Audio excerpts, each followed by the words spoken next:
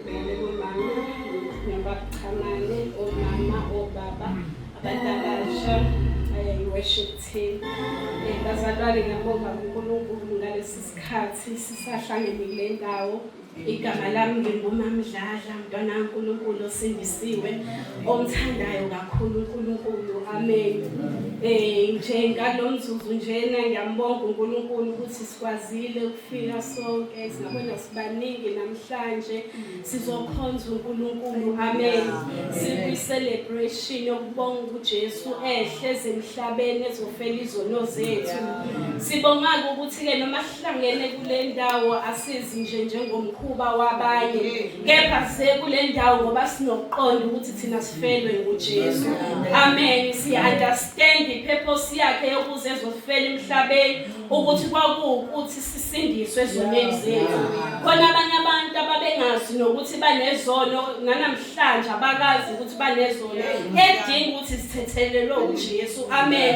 Sesibonga lo musa wakho ngako ukuthi namhlanje sikule ndawo sinikezwe lokuqonda lokho ukuthi thina sifele uJesu sisindisiwe egameni likaJesu. Lokho ke bazalwane umuso ongalokhuzani kodwa kusasa ngizobeka ingcwele kabi. Lento ingikhombisile ukuthi khona abantu abakwenzayo njengesiko laminyaka yonke. Amen. Abakwenza ngoba kuyenziwe esontweni lami khona ohlala the whole year angaye esontweni kodwa bese kuyiphasika uyathinteka. Abanye baze bakhuluma amazwi ukuthi mina ngiyophungula okusho ukuthi uyazibeqoqane. Amen. Kodwa lokuqonda kukaJesu engenakho. Amen. Lokuqonda kokusindiswa kokufelwa uJesu kokuhlanzwa igazi likaJesu engenakho. Ingakho ngithi ntambama bazalwane siyambonga uNkulunkulu, siyambonga uJesu ngokuze emhlabeni azosibuyisela kuNkulunkulu asifele izono zethu. Haleluya. Bazalwane nje uma esangicela ngenza isifundo kuye kwaba nezwi nje evasinze eshinga hayi okhuleka ke lapho ke uNkulunkulu uzozambula.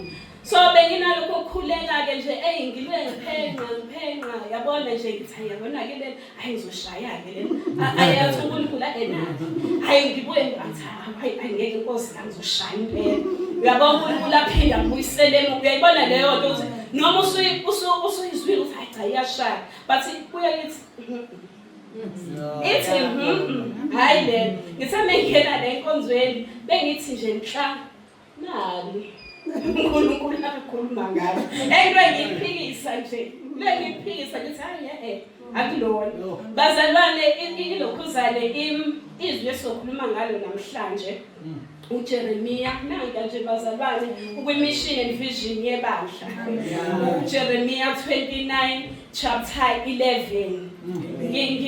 Ngiyathanda ngibone ngomehlo angahlangene nomoya engcwele ngathi hayi lijwayelekile uyabona but wathi umoya engcwele angikhulume nje ngalo yena ufisa ukuthi kukhulunywe ngalo. So ngizongabambeka kanjalo ukuthi ke ilona ke bazalwane nje lesifundo nje sizozwa bazalwane. Ithi ke uJeremiya chapter 29 verse 11. Ngoba mina ngiyawazi amacebo enginawo ngani kusho uSimakade, amacebo okuba nibe nenhlalakahle hayi okunilimaza okuninika ikusasa nethemba.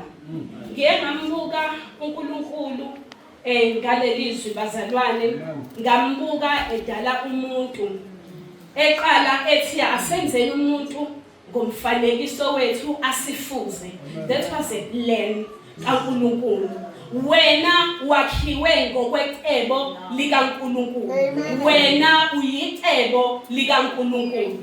Ngiyengakhuleka ngathi inkosi engathi ungazivula amehlo ukuthi sazi ukuthi thina siyicebo lakho. Konke okushilo sikuyela kuwena. Wena mdali wethu ngoba thina singabecebo lakho. Wamdala umuntu wamfuza uNkulunkulu okusho ukuthi njengoba ungibona nje ngumfanekiso kaNkulunkulu ngiyiplan kaNkulunkulu. Amen. Silahlekile sidukile endleleni siyahamba endleleni asazi ukuthi siyapi, abanye abazi ukuthi impilo yabo yophelelana. Uyakhohlwa ukuthi yena ungumfanekiso uyiplan kaNkulunkulu. Uthi ubaba uMakhathini emini uJesu ngesikhathi efela izono zethu wahamba nazo zonke. Ukuze makuthi eseyavuka uvuka umuntu uthethelelwe. Okusho ukuthi nesono sakho osenzayo after uthetheleliwe it's your choice. Amen. It's your choice ukuthi wena udecide ukona kuNkulunkulu. Kepha namhlanje bengifisa ukuthi sibuyele kuma settings ethu uNkulunkulu asidala nawo. uNkulunkulu la asiplanela nawo. Uma ukuthi empilweni yakho kunzima akusahambeki akubuyele kuNkulunkulu uthi Nkosi what your plan.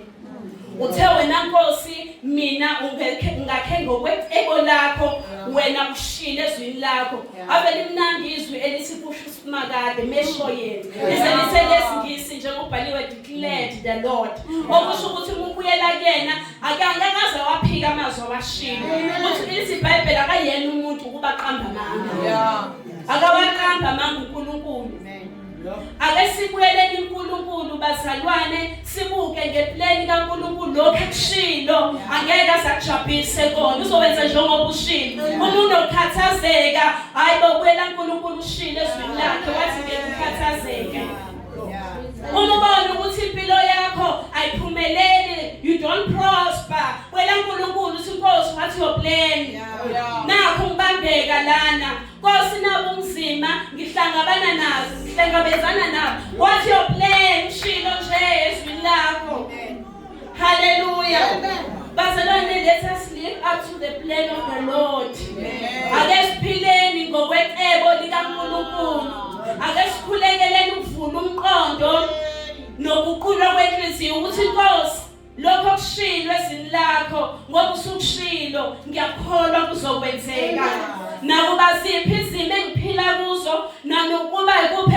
engihlangabezana nabe endleleni ubunzima engihlangabezana nabo bona ngiyazi uthe wena Nkosi siphile ecebeni lakho akukho Nkosi okuzokwenzeka empilweni yami ongelona icebo lakho kufana nokuthi umuntu athenga i-microwave mase kufanele asebenzise imayinqala angayisebenzisi afuna ukufudumeza ukudla mana basela umlilo ngaphakathi kwi-microwave icebo layo kusasebenzanga ngoba kayifundanga i-manual yini i-manual lethu izwi lenkosi amen izwi lenkosi ilona elitshela ngeplan kaNkulunkulu ngempilo yakho liyasho eBhayibhelini thina singesabi that your plan uma ubhekane nezimo musukusaba ushilo uNkulunkulu ukuthi ungesabi wena uphila ngaphansi kweplan kwecebo likaNkulunkulu yena uzoyibonakalisa empilweni yakho amen bazalwane uNkulunkulu uthembekile ukuthi angashintsha emazwini akhe haleluya ngimbonile nami kweyami impilo uNkulunkulu enze imangaliso sengiyabona bengibuka empilweni yami ngikhula ngikhumbula ukuthi ngifika mina ebandleni manje wasithumela kwafana nalabo abathunyelwa ukuthi bayocheka izwe laseKenani ukuthi linjani wathumela mina nobhuti wami wathi ungizwela bazalwane baya esho mama Mthamani noma Mshezi babemshumayeza eTexini ebhasini babegibela ibhasi ambani niyobona esontweni leliyani ukuthi kusontwa kanjani sengiyabona ukuthi khonto eyenzeka ngaleli langa ngoba ngaleli langa ngafika nolokhuzane nobhuti wami sahlala nje sihleli nje la ngaphambili kodwa into esayisho kuma into engikhumbulayo yamenza uma ngesonto elandelayo waze kozweni kokuqala nqa kwathunywe mina ngalela sonto nobhuti wami ukuthi abantu check ukuthi khamba kanjani sonto kanjani kuleyo ndawo sibancane sasingefe sibancane ngisazi ubhuti wami ayinangaka kwala ngathi ngisho la kuthele ngoba ngamtshela uma ngathi ma mina ngisabuyela lapha ngingagqoki ngafika ngigqoka ibhlukwe zonke ingane zakhona sayigqoke iketi ngathi ma ngeke mina ngigqoka isiketi manje bese ngiyenkonzweni into engiyazi ngokwecebo likaNkulunkulu ngokweplan kaNkulunkulu ila yangibamba ngakhona yila angibamba khona, and I know ukuthi leya day leyana kwakuyi-appointment yami noNkulunkulu noma ngathiwa ngangimncane kangakanani ngoba till this day ngisakhumbula ukuthi kwenzakalani.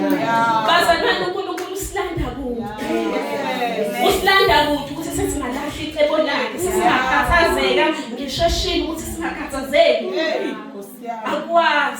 Akwazi awuthatheke namhlanje isimo sakho, umtshele uNkulunkulu lelizwa libe semlonyeni wakho ukuthi Nkosi wengishilo uthe wena icebo lakho lokusiphumelelisa ngicela ukuphumelela.